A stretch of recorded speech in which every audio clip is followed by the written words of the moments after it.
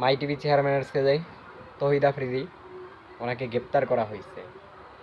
জুলাই আন্দোলনের সময় হত্যা মামলার কারণে তাকে গ্রেপ্তার করা হয়েছে। আমার কথা হচ্ছে, শেখ হাসিনার যত সাঙ্গপাঙ্গ আছে তাদেরকে এই মামলাটা দিয়ে ঠিক আছে, কি কারণে? শেখ হাসিনার যত সাঙ্গপাঙ্গ আছে তাদের নির্দেশে, তাদের কথায় গুম খুন হত্যা করতে পারে। এখানে শেখ হাসিনা আসামি হইতে পারে, তার সাঙ্গপাঙ্গরাও হইতে পারে, কিন্তু এখানে এই ছেলেটা কিভাবে আসামি হইলো আমার মাথায় এটাই ঢুকতেছে না। মানে ও কি করছে?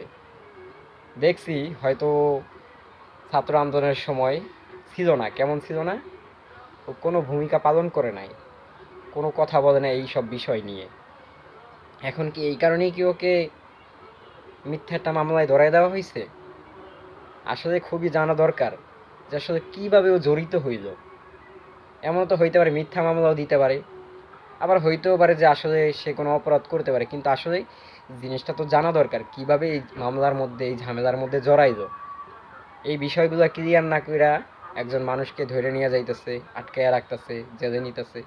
যাই হোক, বাংলাদেশের জনগণের অনেকটাই উপকার করছে, গরিব দুঃখীদের। বাঙালি জাতি তো কখনোই মানুষের মনে করেন যে খাইয়া তার গুণ গায় না, আজ খাবে কাল ভুলা যাবে, মানে মুখ দিয়া খাবে আর পিছন দিয়া ছাইড়ে দিবে, এ পর্যন্তই শেষ। কেউ যে উপকার করছিল কখনো এই সব কথা কখনোই কোনোভাবে মনে রাখে না। কিন্তু আমার কথা হচ্ছে এই যে বাবর, তারপর হচ্ছে জাকির খান, এই সব আসামিদেরকে কেন ছাইড়া দেওয়া হইলো? ওরা তো দাগি আসামি, তাই না? ওদের তো এতদিন মনে করেন যে শেখ হাসিনা যদি না থাক, মানে শেখ হাসিনা যদি থাকতো তাহলে ওরা যতদিন শেখ হাসিনা থাকতো ততদিন জেলের মধ্যে থাকতো। কিন্তু এই আসামিদের কেন ছাইড়া দেওয়া হইলো?